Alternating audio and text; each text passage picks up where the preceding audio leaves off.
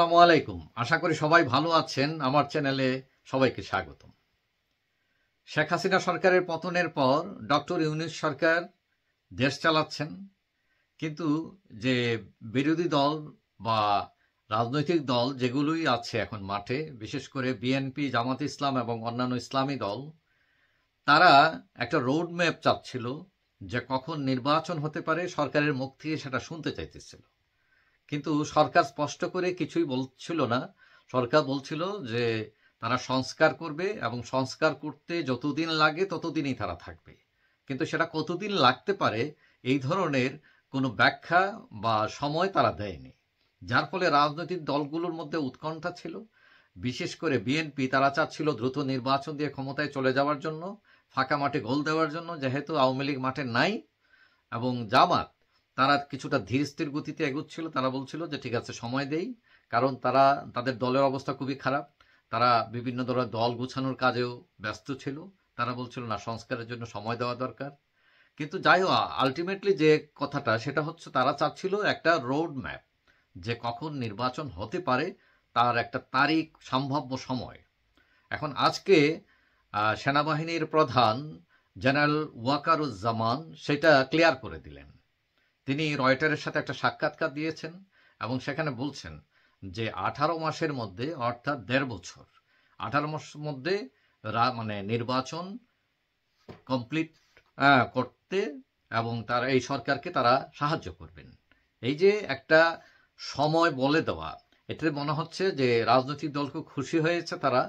কারণ অনেকে একটু দুশ্চিন্তায় ছিলেন যে এই সরকার কতদিন থাকে, আদৌ তাদেরকে ক্ষমতা ছাড়ে কিনা, আবার 5-7 বছর নিয়ে বৈশা থাকে কিনা, এই ধরনের বিভিন্ন ধরনের টেনশন ছিল তাদের মাথায়। এখন যেহেতু জেনারেল ওয়াকারুজ্জামান সেনাবাহিনীর প্রধান, তিনি এই কথাটা বলছেন, তার কথার তো একটা গুরুত্ব আছে। এবং সেনাবাহিনীর সাথে মানে যোগাযোগ রেখেই এই সরকার কাজ করছে। এবং সেনাবাহিনীর প্রধান এটাও বলছেন যে প্রতি সপ্তাহেই সরকারের সাথে, বিশেষ করে ডক্টর ইউনূসের সাথে তার সাক্ষাৎ হয়, বিভিন্ন রাষ্ট্রীয় বিষয় নিয়ে আলাপ আলোচনা হয়। এবং তিনি বলছেন যে ধৈর্য ধরার জন্য এবং সংস্কার কাজ চালানো, বিশেষ করে পুলিশ, বিচার বিভাগ, এগুলোর সংস্কার দরকার গণতন্ত্রের উন্নয়নের জন্য। এবং সবচেয়ে ইম্পর্টেন্ট জিনিসটা তিনি বলছেন সেটা হলো যে এখন যে প্রতিরক্ষা মন্ত্রণালয় আছে, তার আন্ডারে তারা সাধারণত সেনাবাহিনী থাকে, 1,30,000 সেনাবাহিনী, যেখানে জাতিসংঘের শান্তি মিশনে আমাদের দেশের সেনাবাহিনী সবচেয়ে বেশি ওইখানে কাজ করেন। এখন এই সেনাবাহিনী কিন্তু প্রতিরক্ষা মন্ত্রণালয়ের আন্ডারে কাজ করে, এবং এই প্রতিরক্ষা মন্ত্রণালয় থাকে প্রধানমন্ত্রীর আন্ডারে। অর্থাৎ এক হিসেবে প্রধানমন্ত্রী হচ্ছেন তাদের বস, তিনি নিয়ন্ত্রণ করেন। কিন্তু তিনি যেটা প্রস্তাব দিয়েছেন যে প্রধানমন্ত্রীর ক্ষমতাটা কিছুটা কমানো যায় কিনা, কমিয়ে সেটা মানে প্রেসিডেন্টের কাছে দেওয়া যায় কিনা। এবং তিনি তার একটা মতামত দিয়েছেন যে প্রতিরক্ষা মন্ত্রণালয়টা যদি প্রেসিডেন্টের আন্ডারে থাকে তাহলে ভালো হয়। অর্থাৎ ক্ষমতার একটা ভারসাম্য থাকে প্রধানমন্ত্রী এবং প্রেসিডেন্টের। আমরা জানি যে এই যে প্রেসিডেন্ট যিনি থাকেন, তার আসলে তেমন কোনো ক্ষমতাই নেই। তিনি ওই যে বিদেশি রাষ্ট্রদূত আসলে এদের সাথে সৌজন্য সাক্ষাৎ করেন, তারপরে কারো ফাঁসি টাসি হইলে ক্ষমা প্রদান করার একটা পাওয়ার তার আছে। আর ওই যে বিচারপতি, প্রধান বিচারপতি, ওইসব নিয়োগ দেন, এবং এগুলো নিয়োগ দেন, এগুলো সরকারের পরামর্শই তিনি করেন।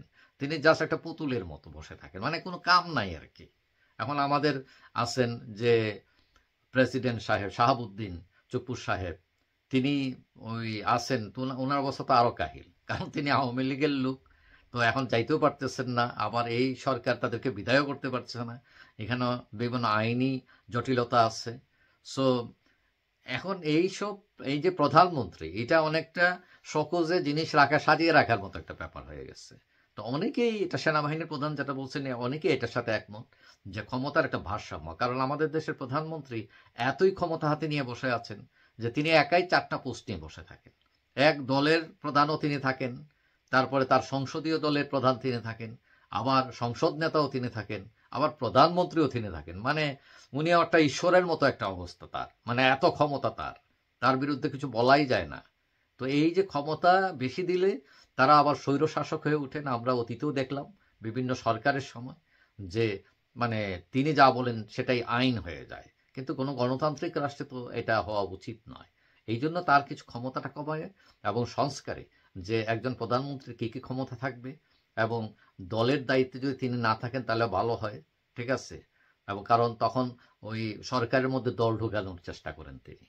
তো এই সব কিছু মিলিয়ে অনেকেই মনে করেন যে এই যে সেনাপ্রধান যে কথাটা বলছেন সে ক্ষমতার ভারসাম্য এবং এই যে 18 মাস যে একটা সময় ঘোষণা করেছেন, এটা যারা রাজনীতিবিদ যারা উন্কটটা ছিল তারা অনেক কেটে নিশ্চয়ই তারা খুশি হয়েছেন এবং তার যে প্রস্তাবটা ক্ষমতার ভারসাম্য এটাও একটু ভালো প্রস্তাব। যাই হোক, আশা করি বর্তমান সরকার এটা নিয়ে কাজ করবে। তবে এটাও মাথায় রাখতে হবে যে তারা একটা আইন করলেন, করে হয়তো কিছু ক্ষমতা কমায় দিলেন, কিন্তু পরবর্তী সরকার এসে যাতে এগুলো আবার বাতিল করে না দেয় সেই জন্য রাজনৈতিক দলগুলোর সাথে পরামর্শ করলেই ভালো হয়, করে এটা করা উচিত। যাই হোক, সবাই ভালো থাকবেন। আশা করি দেখা হবে অন্য কোনো ভিডিওতে ইনশাআল্লাহ। আল্লাহ হাফেজ।